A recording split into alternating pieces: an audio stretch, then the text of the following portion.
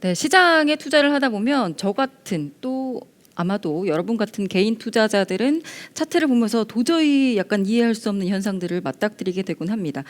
이유 없이 갑작스럽게 생기는 가격 변동부터 또 거래량 변동까지 사실 우리 손으로는 잡기가 어려운 그들만의 리그가 자주 펼쳐지곤 합니다.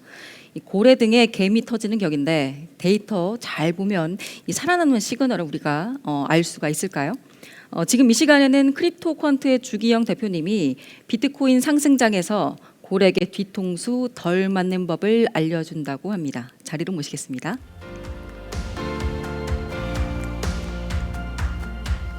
조금 얘기했다가.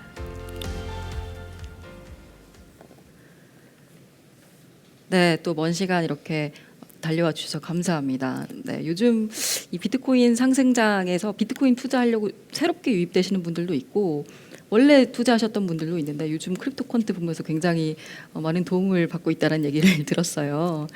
네, 그래서 이번 시간 통해서 또 그 모든 노하우들 다 함께 적나라하게 알려주셨으면 좋겠습니다. 네, 감사합니다. 네. 한번 해보겠습니다. 네.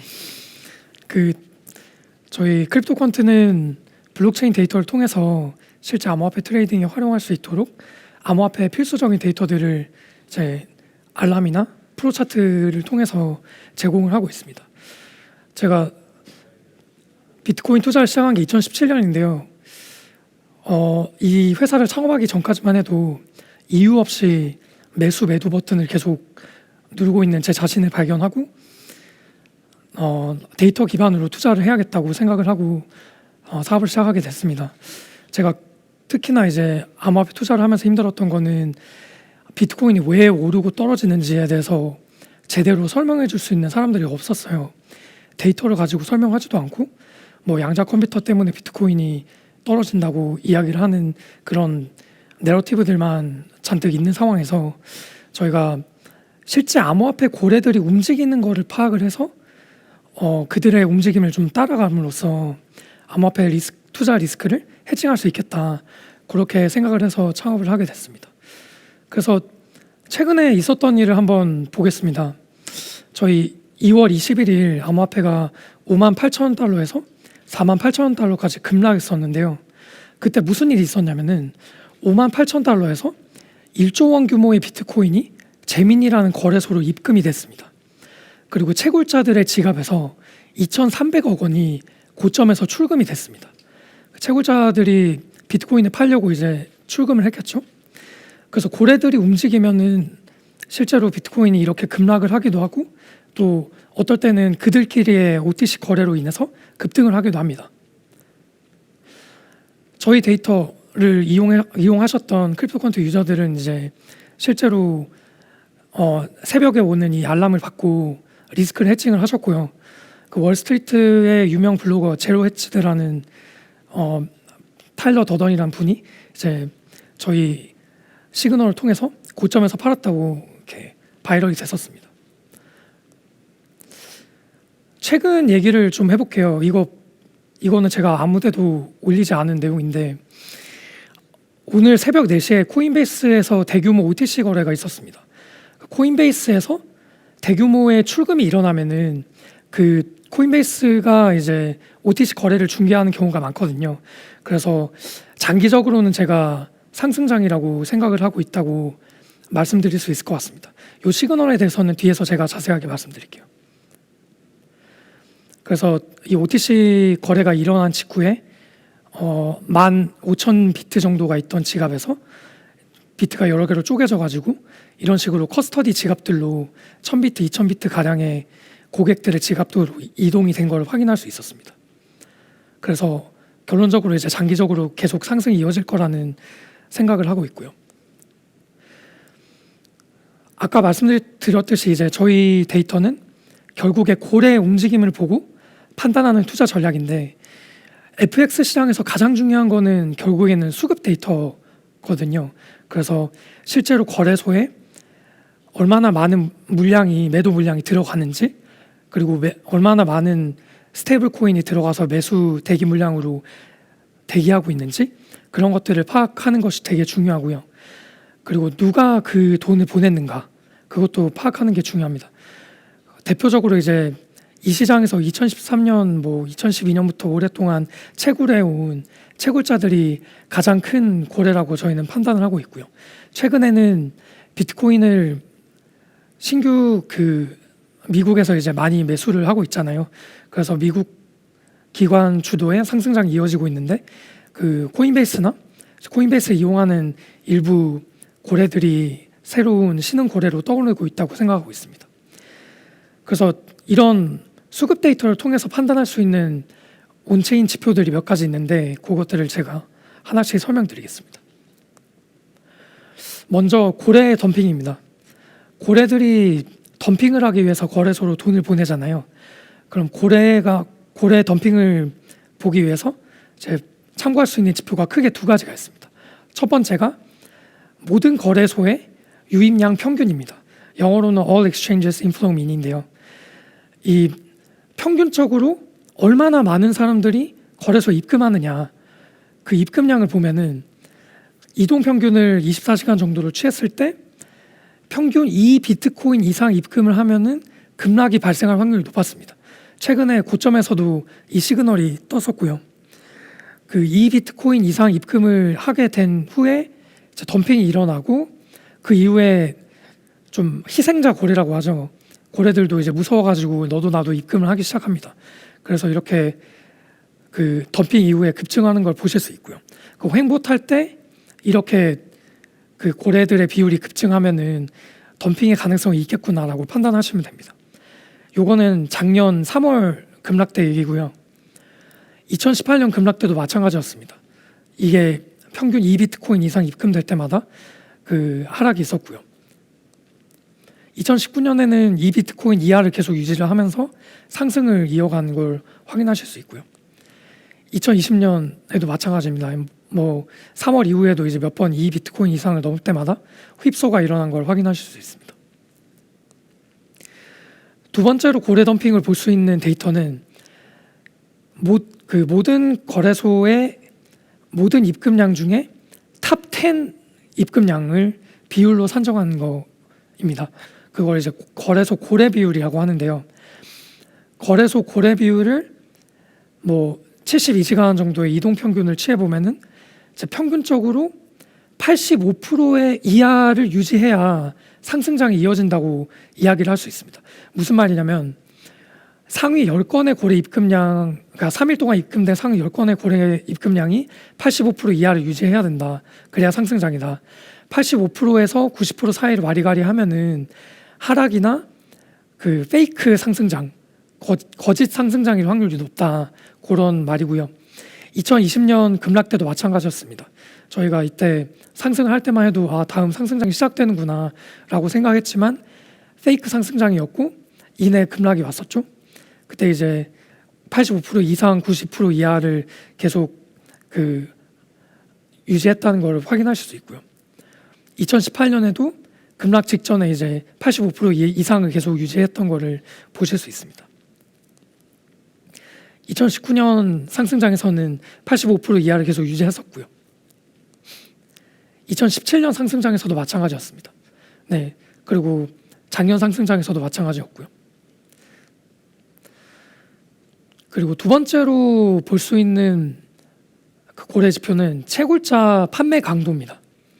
채굴자들의 판매 강도를 측정할 수 있는 지표는 세 가지가 있는데, 먼저 채굴자들의 거래소 입금 횟수입니다. 그래서 거래소로 많이 입금할 때마다 하락이 일어날 가능성이 높다. 그러니까 채굴자들이 채굴 지갑도 가지고 있지만 채굴 지갑이라는 게 이제 채굴 보상을 받는 지갑이거든요.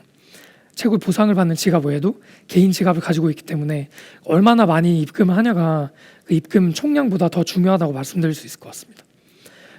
그래서 얼마 전에 42,000달러에서 급락할 때도 이제 이렇게 입금 횟수가 급증한 걸 확인할 수 있었고요.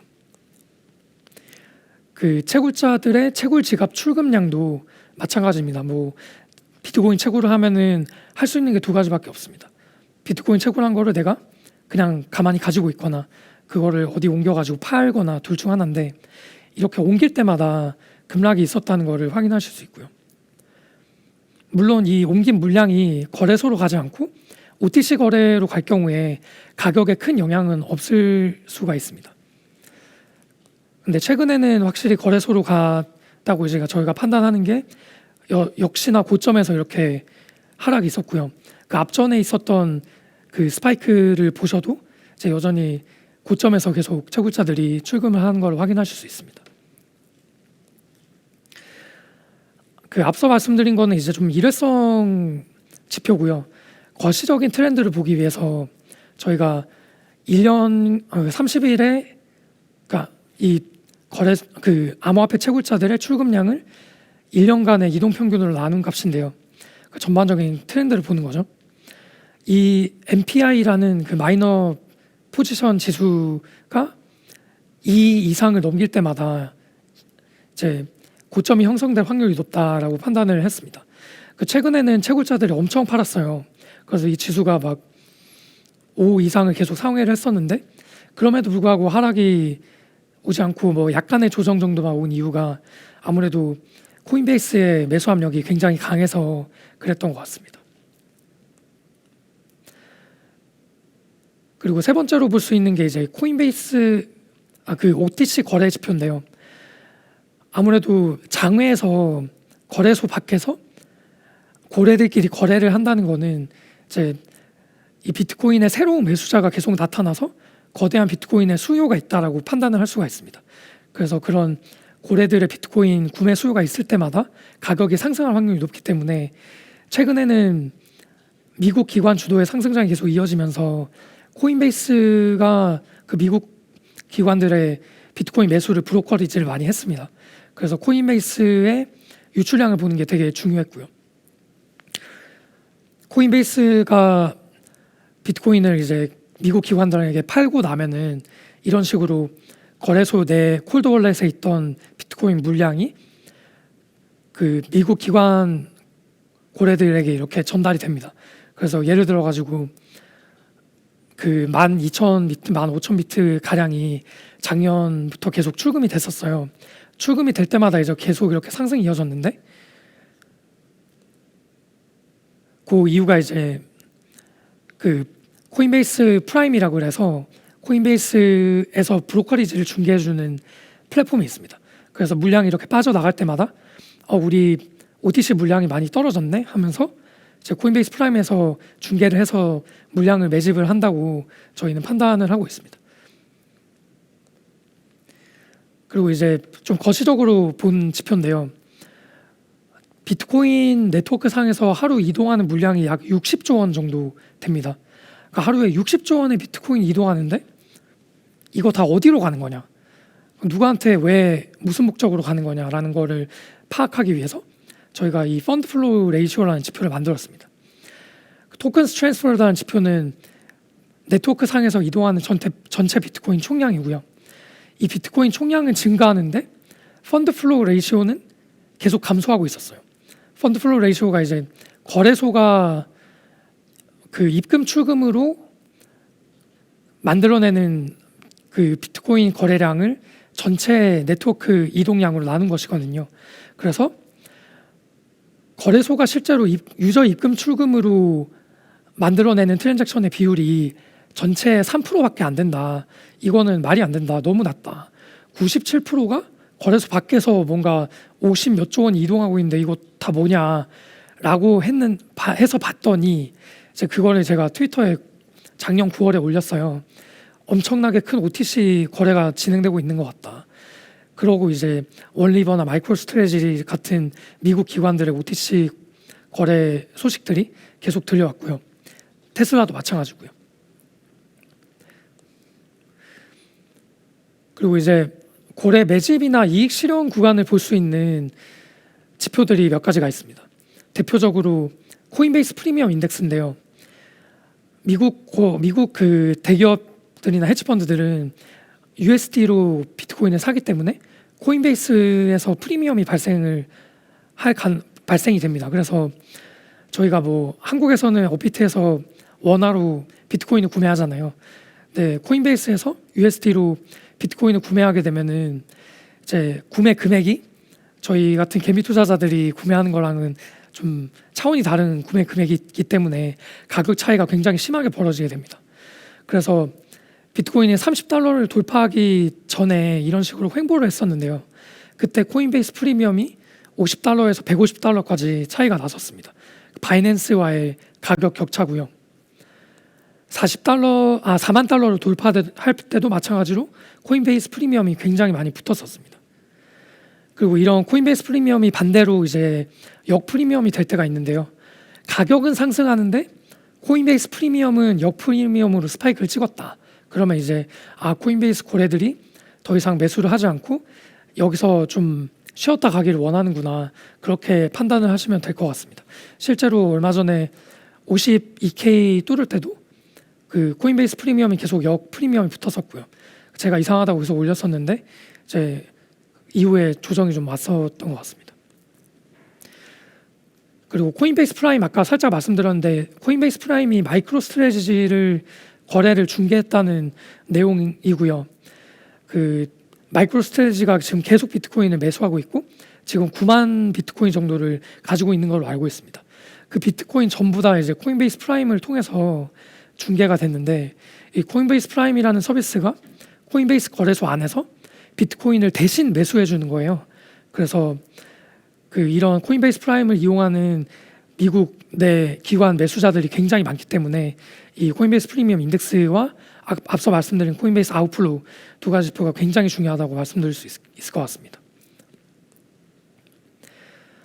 그리고 고래들이 매집하는 구간이 온체인 데이터로도 나타날 수 있는데요. 고래 입금을 사실 마이크로로 봤을 때는 급락 시그널일 확률이 높습니다. 왜냐하면 입금을 한 이후에 비트코인을 팔지 않습니까? 근데 이거를 모든 거래소에 대해서 모든 입금량을 거시적으로 보면요, 지금 이거는 일 단위 이제 데이터인데 이거를 7일 단위 이동 평균으로 해보면은 굉장히 신기한 결과가 나옵니다. 고래들이 거래소에 많이 입금할 때마다 저점인 경우가 많았어요. 그 이유가 뭐냐면 외국에선 이미 바이 더 딥 인디케이터라고 해서 바이럴이 된 상태인데 이제 이게 급락이 일어난 후에 사람들이 무섭잖아요.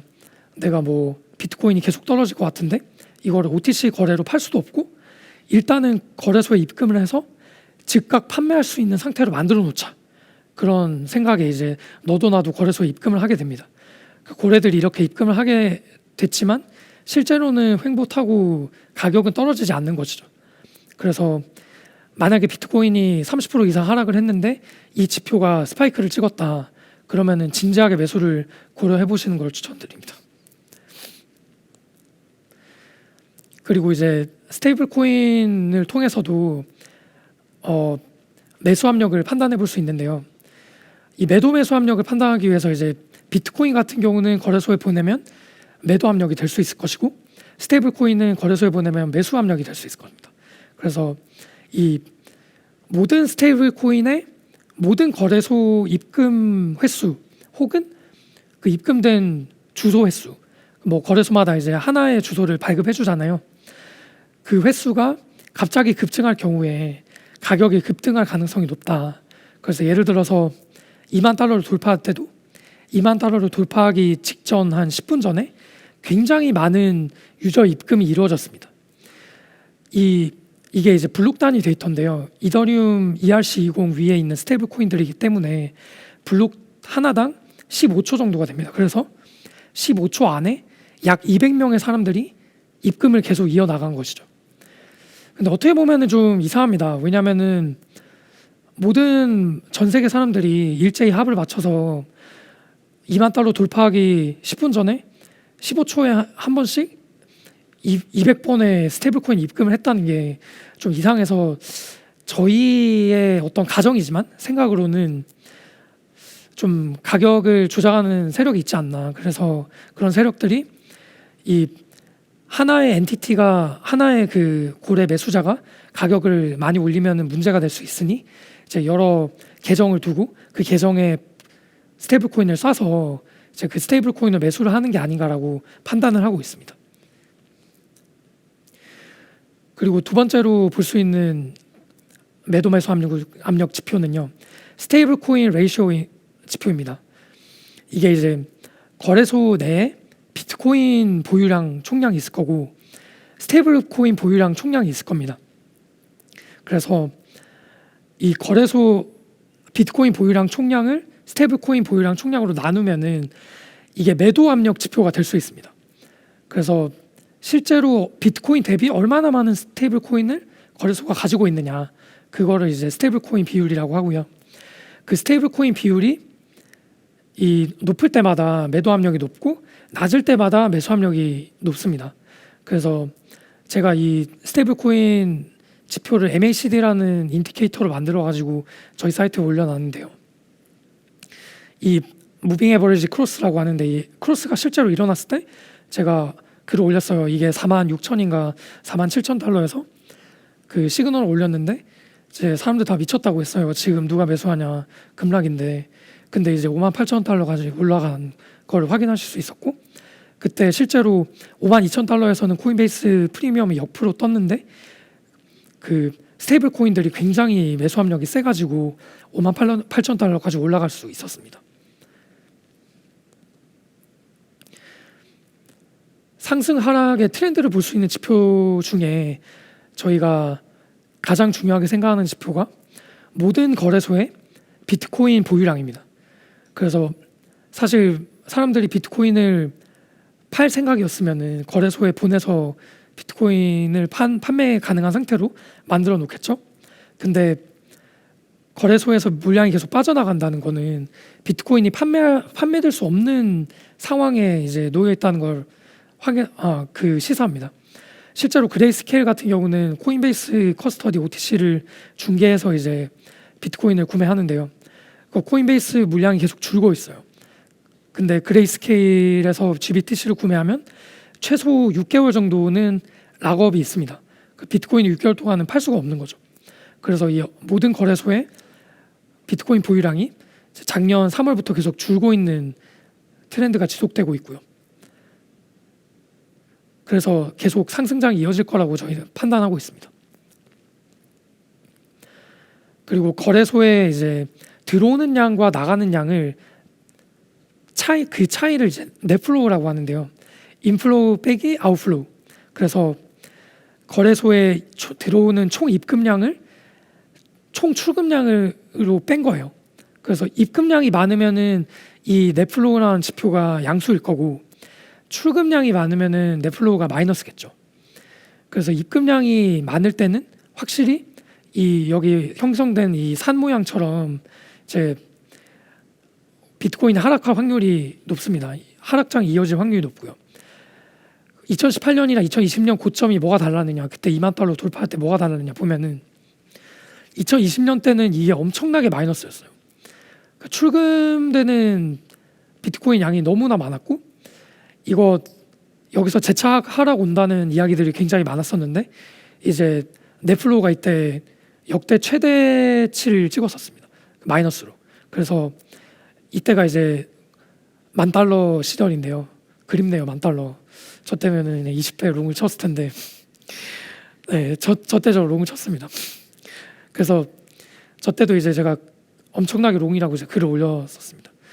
그래서 이렇게 다양한 지표들을 그 그래프 상으로 볼 수 있고, 그리고 필요하면 알람까지 설정을 할 수 있도록 하는 서비스가 저희 서비스고요.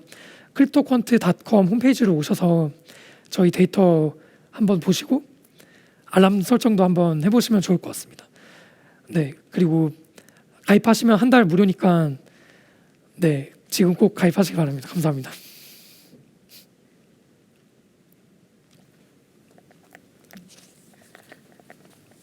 네,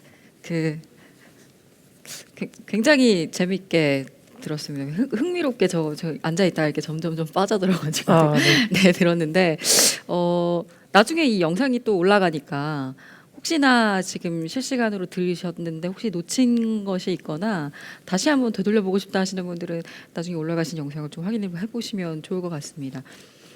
굉장히 흥미롭게 들었고요. 이게 과거 일반 주식 시장이었으면 이렇게까지 넷플로우를 할 수가 있었을까? 그런 생각인데 이 블록체인이라서 가능한 건가요? 그냥 개인적으로 궁금해져가지고. 네, 블록체인이라서 이제 모든 거래 내역이 네. 공개가 돼 있습니다. 그래서 블록체인 특성상 모든 거래 내용은 공개돼 있지만 그 계좌 주소는 뭐 우리은행 계좌 번호가 뭐 1005 이렇게 번호로 돼 있잖아요. 그래서 계좌 번호만 이제 공유하는 방식으로 익명화가 돼 있습니다. 근데 저희는 그 익명화된 주소를 거래 패턴을 통해서 네. 이제 누구 지갑인지를 이제 판단하는 기술을 보유하고 있고요. 저희가 실제로 그 거래소 지갑들을 라벨링하는 기술을 통해서 엠번방 박사 사건도 저희가 경찰이랑 협력을 해서 수사를 같이 해서 해결했고요. 네, 그런 범죄 수사에도 활용을 하고 있습니다. 그러니까 이게 블록체인이라는 게 이렇게 모두에게 공개되어, 그러니까 지갑 주소가 나와 있지는 않지만 이 거래 기록이 모두에게 공개가 되고 뭐 불변하기 때문에 이런 것들 뭐 엠번방 수상 같은 것도 가능하고 이렇게 고래들의 움직임까지 개인들이 포착할 수 있는 많은 기술의 발전이 있었던 것 같습니다. 굉장히 흥미롭게 들었고요. 이 다음으로부터 지금부터는 또 Q&A 시간을 갖도록 하겠습니다. 저희가 사전으로 질문을 받은 것도 있고 사전 질문을 다 드린 이후에는 현장 질문을 또 드릴 거니까요. 궁금하신 거 주기영 대표님께 궁금한 거 있으시면 지금 유튜브에서 네, 생방송으로 그 채팅창에 남겨주시면 여쭤보도록 하겠습니다. 첫 번째 질문입니다. 네, 듣다 보니까 궁금하던데 주기영 대표께서는 전체 자산 중 몇 퍼센트를 비트코인이나 암호화폐에 투자하고 계신지 궁금합니다. 저는 2019년 이후로 전 재산을 암호화폐로 가지고 있습니다. 네. 그렇게 하는 이유는 저는 비트코인이 결국에는 인플레 해칭 수단으로서 성공을 할 거라고 생각을 하고 있거든요. 그래서 실제로 금융 경제 위기가 왔을 때 비트코인을 구매하고 이제 뭐 금도 구매하겠죠. 그렇게 인플레 해칭 수단으로 대거 유입되는 시기가 올 거라고 판단하고 계속 비트 개수를 늘리는 데만 집중하고 있습니다. 네. 지금도 그런 인플레 해지가 여전히 유효한 시장이며 이것들이 계속 지속될 거라고 생각을 하시나요? 네, 그 미국이 계속 돈을 찍어내고 있는데 그런 양적 완화라는 지옥행 열차도 결국엔 종착역이 있을 거잖아요. 그 종착역이 결국에는 저는 이런 그런 하이퍼 인플레이션이라고 생각을 합니다. 지금 결국에는 계속 경기 부양을 하려고 돈을 찍어내고 있지만 고용 지표는 좋아지고 있지 않은 상황이고 주식 가격만 오르고 있잖아요. 이거는 물이 거꾸로 오르는 현상이랑 동일하다고 생각을 하고 있습니다. 사실 앞서 한대훈 그 연구원님이랑도 얘기를 잠깐 관련된 얘기를 나눴었는데 지금 현재 미국 그 정부와 중앙은행에서 지금 인플레이션을 우려할 때가 아니고 경제의 정상화가 더 우선이다라는 그런 이야기가 나왔다고 하는데 같은 맥락에서 좀 생각할 수 있을 부분인 것 같아요. 인플레이션을 지금 현재로서는 잡기 어렵다. 힘들다. 네, 그것이 지금 먼저 우선순위가 아니기 때문에 이런 현상들은 계속 지속될 것 같다. 뭐 따라서 비트의 계속 가치는 상승할 것이다라는 이야기를 해주신 걸로 이해를 하겠습니다. 다음 질문으로 넘어가겠습니다. 최근 비트코인은 미국 정부 고위급 인사 또는 일론 머스크 등 재계 유력 인사의 말 한마디에 출렁거려 왔는데요. 변동성 예측이 잘 안 되는 것 같습니다. 시세를 예측 가능한 선행 지표들이 있나요? 아까 많이 말씀해 주신 것 같긴 한데. 네. 네, 사실 저도 이 일론 머스크 트윗을 계속 봐야겠다고 생각을 한 게 32K에서 그러니까 32,000달러를 비트코인이 횡보할 때 저는 하락이라고 생각했어요. 많은 사람들이 하락을 예측했고 채굴자들도 굉장히 많이 팔고 있었고 실제로 급락을 했습니다. 그때 저는 숏 포지션이었는데요. 일론 머스크가 그 비트코인 관련 트윗을 올린 후에 갑자기 5,000달러가 상승을 하더라고요. 그때 저도 조금 돈을 잃었었는데 그렇게 확실히 요즘 그 개미 투자자라고 할 만한 이제 리테일 투자자들이 시장에 많이 뛰어들면서 어떤 소셜의 힘이 좀 강해진 것 같습니다. 게임스탑 사태도 그렇고요. 그래서 뭐 블록체인 데이터 기반의 선행 지표들은 저희 사이트에 오셔서 확인을 하실 수 있고 또 뭐 시장 마켓 데이터도 제공을 하고 있으니 그쪽에서 이제 앞서 말씀드린 발표 내용을 돌려보시고 판단하시면 될 것 같습니다. 트위터는 일론 머스크 트윗은 저는 별도로 알람을 설정해 놨어요. 네, 이제 물론 온체인 데이터나 여러 가지 데이터와 지표들로 예측해볼 수 있겠지만 살다 보면은 참 알 수 없는 맞습니다. 외부 요인들이 너무 많이 발생을 하기 때문에 그런 불확실성을 는 언제나 있을 수 있다. 그런 점은 특히 이 시장에 투자하시는 투자자분들은 강철 멘탈을 가지고 네, 임해야 되지 않을까라는 생각이 듭니다. 네. 다음 질문으로 넘어가겠습니다. 고래가 물량을 던져서 이익을 실현하려고 하는 건지 아니면 개미의 물량을 털려고 이게 악의적인 건지 어떻게 알 수 있을까요? 그 앞서 제가 설명드린 지표 중에 PPT를 다시 띄워주시겠어요? 요 지표를 보시면은 이게 거래소에 입금되는 입금 평균량인데 그거를 7일 이동 평균으로 계산한 값입니다. 그래서 여기 빨간색으로 표시된 부분 보시면은 고점이에요. 그러니까 개미들이 많이 입금할 때는 고래가 이익 실현을 한다는 거죠. 근데 고래들이 많이 입금을 할 때는 그 고래들이 상대적으로 거래소에 많기 때문에 매집 구간의 가능성이 높다. 그렇게 이제 판단을 하시면 될 것 같습니다. 이거 보면서 궁금한 건데 이런 마찬가지로 이렇게 지금은 크립토컨트의 데이터를 통해서 이 그래프를 통해서 저희가 볼 수 과거 것들을 볼 수 있게 됐는데 고래들도 그럼 이런 것들을 보면서 매집과 이익 실현을 하나요? 그런 건 아니지 않을까? 이게 우연치 않게 예, 우연치 않게 결과론적으로 그들이 사실 비트코인 같은 경우는 더 이상 뭐 한 조직이 이렇게 시장을 조작할 수 있을 만큼 중앙화되어 있지 않다고 판단을 하고 있거든요. 그래서 통계적으로 봤을 때 그냥 그 누군가 이 지표를 만들어 가려고 만든 건 아니고 이제 결과론적으로 만들어진 것 같습니다. 네, 매도와 매수가 서로 체결이 돼야 되기 때문에 이제 그런 측면에서 맞습니다. 네, 이렇게 결과론적으로 나오는 것 같습니다. 다음 질문으로 넘어가겠습니다. 어떤 지표를 주로 이용해서 비트코인 시세 변동에 대응해야 할까? 방금 지표가 굉장히 많았어요. 네, 지금 시황을 그냥 계속 궁금해 하시는 것 같아서 앞서 말씀드린 이 코인베이스 그 아웃플로우를 먼저 좀 강조해서 말씀을 드릴게요. 그래서 불과 오늘 새벽 4시에 코인베이스에서 대규모 OTC 거래가 발생을 했습니다. 그 발생한 지점은 47,000달러, 8,000달러 부근이고요. 규모는 13,000 BTC 정도가 됩니다. 그 비트코인은 이렇게 여러 개의 지갑으로 쪼개져서 코인베이스 커스터디 고객 지갑으로 들어갔고요. 이렇게 판단하는 이유는 그 13,000 비트코인이 들어있는 그 지갑을 굳이 쪼개가지고 뭐 6개로 나뉜 뭐 숫자도 이상해요. 뭐 590, 1428 뭐 이런 이상한 숫자를 가진 지갑으로 쪼갤 이유가 없습니다. 보통 이제 거래소 내부 이동이라 그러면은 1000비트, 2000비트 이렇게 깔끔하게 절사해가지고 그냥 쟁여놓는데요. 그런 게 아니고 이제 이렇게 고객들에게 들어갔으니, 그리고 얼마 전에 마이크로 스트래티지도 코인베이스 프라임 통해서 구매를 했는데 그때 코인베이스 프리미엄이 굉장히 많이 발생을 했었던 걸로 이제 추정이 되거든요. 그러니까 기관들도 이 가격에 지금 계속 들어오고 있는데 우리 같은 개미들이 뭐 무슨 깡으로 그냥 기관님들 들어오시는데 그냥 들어가야지라고 생각하고 있습니다. 네. 네, 방금 보여드렸던 그 지표 많이 참고하시면 될 것 같고요. 다음 질문으로 넘어가겠습니다. 상승장에 매수하면 매도점 잡기가 애매합니다. 어떤 자리에서 매수를 잡아야 할까요? 매도를 잡아야 할까요? 둘 다 여쭤보신 것 같기도 하고요. 그 매도를 잡는 거는 사실 저는 상승장에서는 매도가 좀 어렵다고 생각을 해요. 그래서 제가 판단한 기준은 만장일치예요.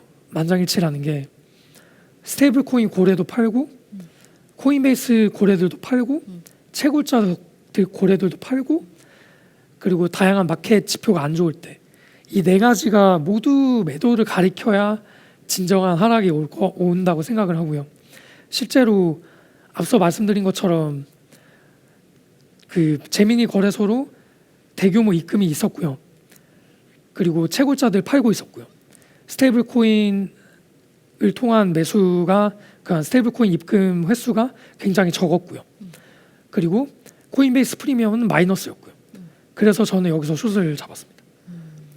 그래서 그런 다양한 보시고 계신 지표 중에 저희 지표를 추가해서 그 지표들이 만장일치로 매도를 가리키고 있으면은 매도 잡으면 좀 정확도가 높지 않을까 판단하고 있습니다. 근데 또 질문이 또 매수를 언제 잡아야 할까도 있었기 때문에 매수는 또 상승장엔 또 언제라고 생각하시나요? 저는 기관 주도의 상승장에서는 기관 매수가 모든 시그널을 오버라이드 한다고 생각해요. 그래서 이런 코인베이스 OTC 같은 경우도 지금 여기 그래프에 이제 빨간 기둥 보시면은 이 기둥이 있을 때마다 그 기둥이 지나간 자리는 전부 저점이었습니다.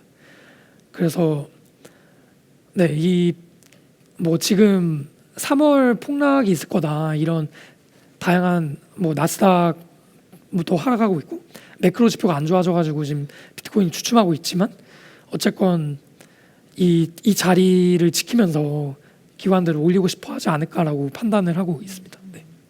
이거는 제가 보면서 조금 궁금해진 건데 이 기관들이 OTC로 이렇게 거래를 해서 대규모 비트를 지갑으로 이동을 시켰을 때 이게 유통 물량이 줄어들기 때문에 그런 압력으로 나중에 가격이 상승하는 건가요? 아니면 그 이후에 다시 기관들의 어떤 투자가 이루어졌다는 것을 알고 매수세들이 여러 가지 들어오는 걸 네, 그 두 판단하면 가지 될까요? 다 포함이고요.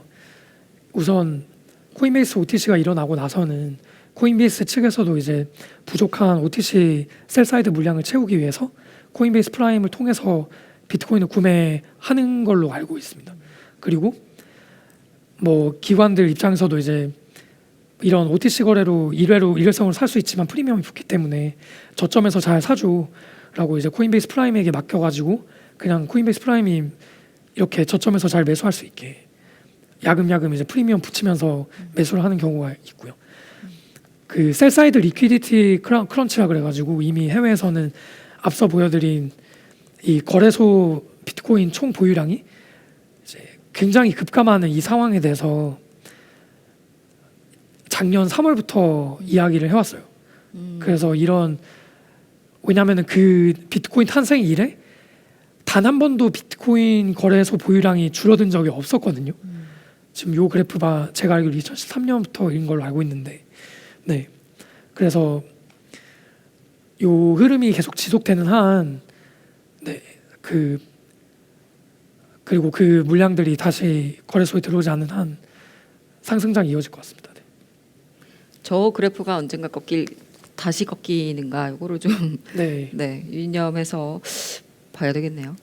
네, 다음 질문으로 넘어가겠습니다. 주식 투자와 다르게 코인 시장에서 각별히 주의해야 할 점에는 어떤 것들이 있을까요? 사실 제가 이 회사를 창업한 이유가 저 2018년, 19년만 해도 선물 거래를 하면서 그냥 멍 때리면서 매수 버튼에 매도 버튼을 차트 보고 느낌으로 계속 투자를 하다가 청산을 당하고 그런 경험들이 너무 많았어가지고 창업을 했거든요. 그러면서 이제 주식 투자도 시작을 하게 됐는데 주식에서는 저는 굉장히 투자에 자신이 있었어요.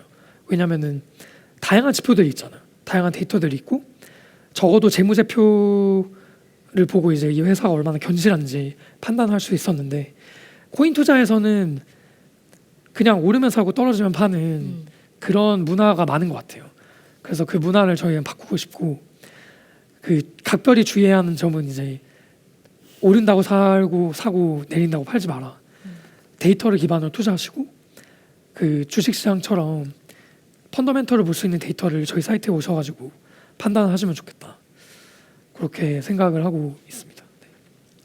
네, 아무래도 크립토 시장도 그렇고 비트코인도 그렇고 도대체 뭘 보고 올라가는 건지 내려가는 건지 가치가 올라간다고 했을 때 뭐 이제 디지털 금으로 뭐 자산화가 된다고 하는데 자산화가 된다라는 것에 대한 사실 수치, 뭐 데이터 이런 것들을 얻기가 되게 그냥 아예 불가능한 영역이다 보니까 어떤 거를 정말 기준으로 무엇인가가 잡아줬으면 좋겠다 이런 생각들은 바람 누구나 가지고 있는 것 같아요. 그래서 그런 것들을 좀 데이터나 그래프를 보시면서 투자를 하시면 좋을 것 같습니다. 다음 질문입니다. 효과적인 온체인 데이터의 활용 방법에 대해서 알고 싶습니다. 온체인 데이터 되게 많거든요. 해시레이트도 있고, 네. 인플레이션도 있고, 네. 아무래도 저희가 8,200개 정도의 데이터 엔드포인트를 가지고 있는데 그 중에 뭐가 가격이랑 연관성이 높은지를 판단하기는 지금 일반 투자자 입장에서 어려울 것 같습니다. 그래서 저희가 이거를 좀 더 쉽게 표현하기 위해서 서비스를 계속 개선하려고 노력을 하고 있고요. 일단은 저희 트위터 팔로워 하시고 텔레그램 들어오시면은 다 전 세계 이제 팔로워 20만 명 정도 되는 애널리스트들이 이 저희 데이터의 활용 방법을 해설을 해서 올려주고 있습니다.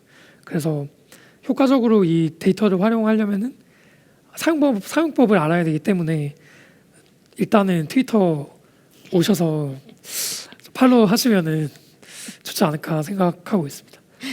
그러면 아까 8,200개의 그 온체인 엔드 데이터가 있다고 하셨는데 그 중에 주경 대표님이 제일 자주 보시는 거 세 가지만 꼽아주실 수 있을까요? 저는 제 하루 일과를 말씀드리면은 저는 이 앞서 발표로 보여드린 이 지표들을 굉장히 중요하게 생각합니다. 그래서 그 지표들을 저희 웹사이트 들어가시면 이제 요 그래프 하나하나가 왼쪽 메뉴에 이렇게 다 있습니다. 그래서 그것들을 하나하나 클릭해가지고 체크를 아침에 하고 시작을 하고요. 변동이 있었는지 없었는지. 요 지표들 안에서 뭐가 더 중요하냐, 뭐 한 열 몇 가지 소개해드린 것 같은데 지금 가장 중요한 거는 이 스테이블 코인 비율 이 지표랑 그 다음에 코인베이스 프리미엄 인덱스랑 코인베이스 아웃플로우 요 세 가지를 꼽을 수 있을 것 같습니다. 왜냐하면은 지금 채굴자들의 힘이 약해진 지는 좀 오래됐다고 판단을 하고 있거든요.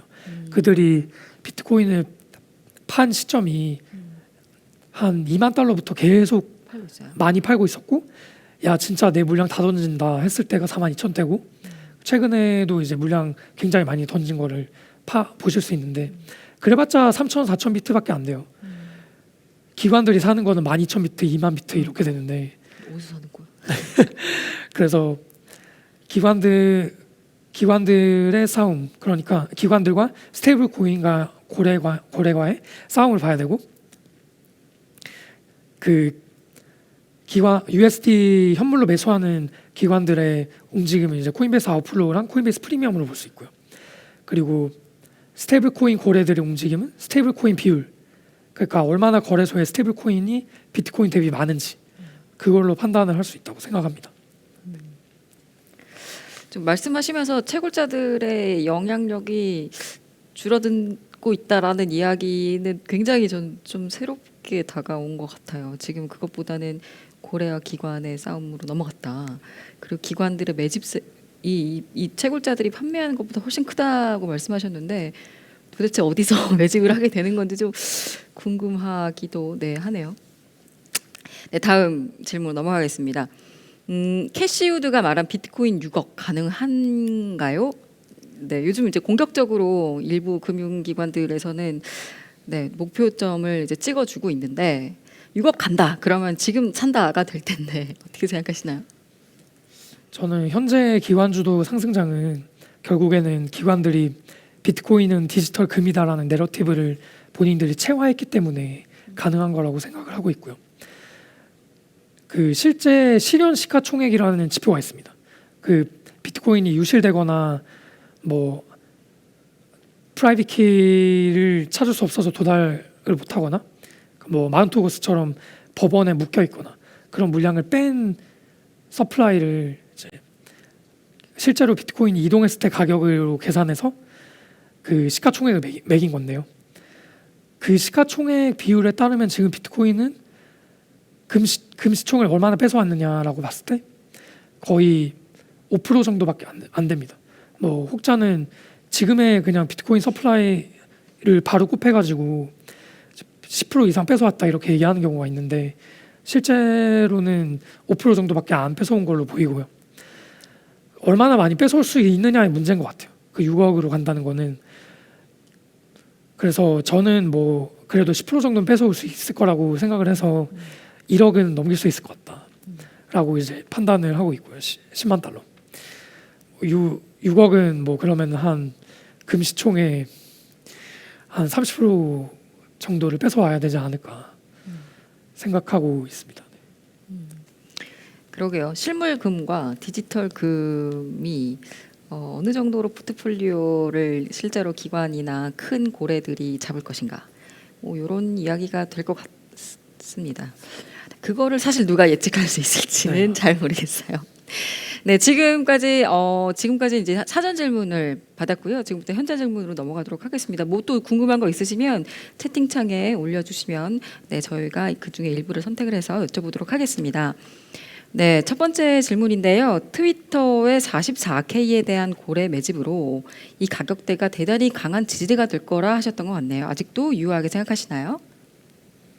네, 맞습니다. 이 44K를 건드릴 때마다 이제 하방 피레침 형성되면서 굉장히 가격이 올랐었는데 그때마다 코인베이스 프리미엄이 100 이상, 200 이하 정도로 이제 유지가 되면서 강력한 매수세가 있었다는 거를 판단을 했었고요. 그 실제로 이 44K 지금 살짝 방문했다가 굉장히 올라간 걸로 알고 있습니다. 그래서 아직도 44K에서 고래들이 계속 방어할 거라고 생각은 하는데 이 이론은 사실은 고래들의 의중을 그 매수세로 판단을 하는 거지 뭐 완벽한 지표라고는 보기 어렵습니다. 그래서 제가 좀 더 자신 있게 지금 44K 방문 안 할 거라고 이제 말씀드릴 수 있는 거는 오늘 새벽에 일어났던 코인베이스 아웃플로인 것 같아요. 그 뭐 이 47,000달러에서 얘네들이 매수를 했다는 거는 아무래도 뭐 44,000 살짝 방문하더라도 이제 금방 다시 올리겠다는 걸로 해석이 되거든요. 실제로 뭐 15,000달러, 15,000비트 가량 이제 2번 정도 32,000K, 그러니까 32,000달러, 그다음 37,000달러에서 일어났었는데 그때도 이제 저희가 똑같은 말을 했어요. 이거 기가 매수 무조건 사셔야 된다. 다 이제 말도 안 된다라고 했지만 그 이후에 엄청나게 오른 게 테슬라였어요. 그게. 그래서 이 매수는 누구 건지 몰라요. 마이크로 스트래티지일 수도 있어요. 뭐 일단은 발표 먼저 하고 이제 그다음 정산이 일어난 걸 수도 있지만 조만간 또 뉴스가 하나 나오지 않을까 그렇게 생각을 하고 있습니다. 네, 과연 이제 뉴스가 나올지 네. 좀 나왔으면 좋겠네요. 네. 기다려봐야겠네요. 네, 그리고 아마도 이제 그 정도 가격대에 어느 정도 고래들의 매집이 자꾸 있었다라는 것들은 과거의 경험을 통해서 그때가 좀 강한 가격 지지대가 되지 않았느냐라고 말씀하신 게 맞을까요? 네, 맞습니다. 네, 알겠습니다. 사실 그렇게 치면 가격대는 시간이 흐르거나 시장 상황이 바뀌면 또 바뀔 수도 있다고 네, 생각하면 뭐 될까요? 항상 투자라는 거는 완벽한 시그널 없는 거니까요. 네. 네, 알겠습니다. 그럼 다음 질문으로 넘어가도록 하겠습니다. 이더리움은 비트코인만큼 의미 있는 온체인 기반으로 가격 예상 데이터 구축 어렵나요? 가능할까요? 네, 가능합니다. 제가 그 비트코인만 소개해드려서 그렇지 이더리움 관련 지표들도 굉장히 많이 활용을 하고 있고요. 그 앞서 말씀드린 내용들이 이더리움에도 거의 그대로 적용이 된다고 보시면 됩니다. 이더리움 거래소 보유량이 얼마나 많은지, 스테이블코인 보유량 얼마나 많은지, 스테이블코인 입금량이 많았는데 비트코인 안 올라. 그럼 이더리움이 오르는 경우가 많이 있더라고요. 그런 식으로 좀 포괄적으로 거래소 입출금량 그리고 OTC 거래를 통해서 판단을 하시면 좋을 것 같습니다. 네, 보통은 이렇게 데이터들이 비트코인을 위주로 이렇게 돌아가긴 하지만 근데 그 당시에 뭐 매수를 해야 하는 시그널인데 비트코인이 오르지 않았다. 이런 경우에는 이더리움으로도 이제 쏠릴 수 있다. 뭐 이렇게 생각하면 될까요? 네, 맞습니다. 네, 알겠습니다. 네, 그 다음 질문으로 넘어가겠습니다. 비트코인을 제외하고 유망한 알트코인은 어떤 것이 있다고 생각하시나요? 저는 개인적으로는 알트코인을 포트폴리오에 넣고 있지 않습니다. 비트코인 70, 이더리움 30 이렇게 넣고 있어서 알트코인은 뭐 사실 잘 모른다고 말씀드릴 수 있을 것 같아요. 굳이 꼽자면 체인링크랑 BNB 정도를 알고 있는데 아무래도 내년의 메타가 뭐냐, 올해의 메타가 뭐냐라고 봤을 때 알트 시즌의 메타는 합성 자산이 아닐까라고 판단을 하고 있고, 그런 면에서 뭐 신텍스나 체인링크 같이 이제 뭐 좀 더 합성 자산을 잘 구매할 수 있게 할 수 있는 뭐 오라클이나 그 기반이 되는 토큰들이 전반적으로 뜰 것 같습니다. 네, 아무래도 아까 말씀하셨듯이 어떤 데이터나 지표를 가지고 투자를 하자라고 하셨는데 지금 데이터와 지표를 볼 수 있는 게 비트와 이더이다 보니까 거기에 집중 투자를 하고 네, 맞습니다. 네, 계신 것 같아요.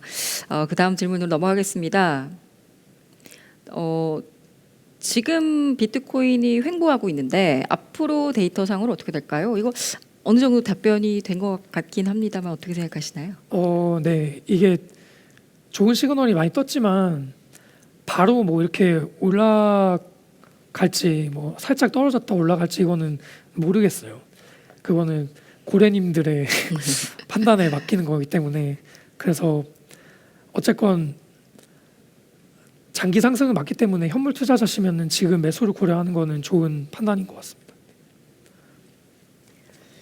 네, 이거 근데 말씀드릴 게 지금 여러 가지 데이터나 이런 것들을 말씀을 드리고 있지만 전반적인 저희 약간 전제와 배경이 롱으로 보자, 롱텀으로 보는 관점에서 좀 해석해 주시면은 더 투자하시는데 너무 헷갈리지 않고 심리 너무 불안하지 않게 좋을 것 같습니다. 네, 그다음 질문입니다. 한국경제 인터뷰에서 라벨링 작업을 하셨다라고 하셨는데 국가별 비트코인 보유 수량은 어디가 제일 많은 것 같나요? 미국인가요? 중국인가요? 이거 약간 미국과 중국 간의 어떤 경계 약간 선상에서 기싸움 이런 선상에서 여쭤보신 것 같은데 어떠신가요? 우선 사실 정확한 데이터는 없습니다. 정확한 데이터는 사실은 그나마 이제 거래소랑 채굴자로 분류를 해서 생각을 해볼 수 있는 것 같은데요. 거래소가 중국 거래소가 많이 보유하고 있느냐, 그리고 뭐 미국이 많이 있느냐, 뭐 채굴자는 중국 채굴장, 미국 채굴장이 있지 않습니까? 그래서 채굴자에서는 뭐 정확한 국가 분포도는 모르겠지만 제가 예전에 한번 봤을 때는 이제 중국 채굴장 보유량이 훨씬 많았고요, 미국보다는. 그리고 비트코인 같은 경우는 이제 거래소 같은 경우는 아무래도 그 미국 보유량이 훨씬 많은 게 코인베이스의 거래소 보유량이 전체 거래소 보유량의 거의 한 절반 가까이를 가지고 있어요. 코인베이스가 워낙에 오래 전부터 비즈니스를 하던 회사이기 때문에 거의 한 몇 밀리언 정도 있는 걸로 알고 있습니다. 몇 백만 정도. 네, 결국에는 이제 미국이 가장 많이 갖고 있는 것 같다. 결국은 미국 패권이라고 생각을 하고 있습니다. 현재로서는. 사실은 미국 영미권이 금융 선진국이잖아요. 근데 영미권에서 이 가상자산 시장에 대한 입장을 내놓거나 이 규제를 하는 거에 있어서 굉장히 늦었거든요. 다른 아시아 국가들에 비해서 뭐 일본이나 싱가포르, 홍콩 이런 것들에 비해서 훨씬 늦었는데 결국에는 또 새로운 금융시장으로 이제 되려고 이제 시작하고 있는 가상자산 시장에서도 결국에 가장 큰 패권을 지금 알고 보니 가장 많은 비트코인이나 이런 것들을 갖고 있는 곳들이 미국인 것 같다라는 말씀을 해주셨습니다. 네, 좀 이런 것들을 생각하면 뭐 비트코인 ETF나 아니면 미국의 여러 가지 가상자산에 관련된 정책이나 포지션들이 어떻게 될까라는 거에 대해서 조금 어느 정도의 클로가 될 수 있지 않을까라는 생각이 좀 듭니다. 실제로 미국에서 가장 많이 들고 있다면요. 네, 그 다음 질문으로 넘어가겠습니다. 크립토 퀀트 초기 사업 모델이 이러한 온체인 데이터를 기관급 투자자들에게 제공하는 모델이었다가 현재는 퍼블릭하게 일반 투자자들에게 제공하는 모델로 바뀌었는데요. 기관급들도 이러한 정보들은 노출되길 꺼려할 것 같은데 비즈니스 모델이 바뀐 이유가 궁금합니다. 우선 두 가지가 있습니다. 첫 번째는 저희가 이 사업을 시작할 때는 2019년 초였는데요. 그때 기관들 들어온다 막 이렇게 해서 기관용 헤지펀드 데이터를 제공하는 거를 시작을 했는데 기관이 안 들어왔어요. 2019년에는 적용했고요. 그래서 이러다 회사 망할 것 같아가지고 어쩔 수 없이 이제 트레이더들 대상으로 하는 사스 서비스를 하자 그렇게 됐고, 두 번째는 처음에는 그렇게 뭐 돈 때문에 어쩔 수 없이 사업이 살아남아야 되니까 피보팅을 했는데 하면서 좀 사명감이 생겼습니다. 사람들이 종교적 믿음을 가지고, 저도 종교적 믿음이 있어요. 비트코인에 그냥 종교적 믿음을 가지고 도박성 투자를 이어나가고 있는데, 그런 어떤 펀더멘털을 제대로 볼 수 있는 데이터 기반의 투자를 우리가 하나의 문화를 만들 수 있지 않을까 생각을 해서 지금은 다시 뭐 기관에만 집중하고 일반인들에게 데이터를 닫겠다, 뭐 투명성 더 이상 보장하지 않겠다, 그런 일은 없을 것 같습니다. 네, 마지막 질문을 드리도록 하겠습니다. 방금 말씀하셨듯이 이 서비스가 어느 순간 갑자기 문 닫는 게 아닌가, 우리가 안 보이는 거 아닌가, 이런 걱정은 조금 덜으셔도 좋을 것 같아요. 마지막 질문입니다. 이 트레이더들 중에 크립토 퀀트 데이터를 가장 잘 활용하는 트레이더는 누군가요? 이 개인적으로 정보를 알 수가 있나요?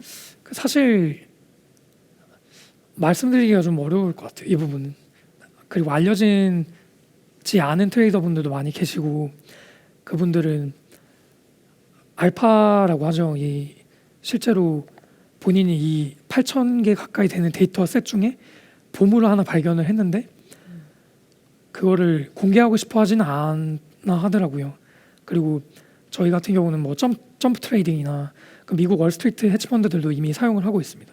그래서 그네들도 이제 굉장히 잘 활용하고 있고, 뭐 저희 걸 좋아하지만 얼마나 잘 활용하는지, 그리고 뭐 얼마나 많은 좋은 전략들을 찾아내는지는 저에게 공유를 안 하고 있더라고요. 네. 그냥 수익을 많이 냈다 이런 거는 공유하고 있고, 최근에 그 월스트리트 헤지펀드 블로거 보여드린 그분도 이제 포트폴리오 해칭해서 자기 이번에 오히려 숏을 벌었다고 하셨고, 그리고 저희 덕분에 100만 장자가 됐다라는 트윗도 얼마 전에 올라왔었습니다.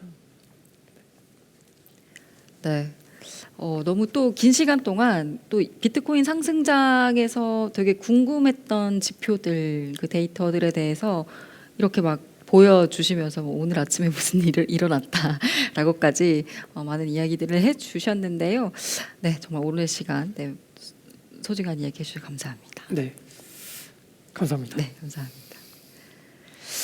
네, 또 1시간 동안 열심히 달려왔는데요. 잠깐 쉬는 시간 가지고 다시 돌아오도록 하겠습니다.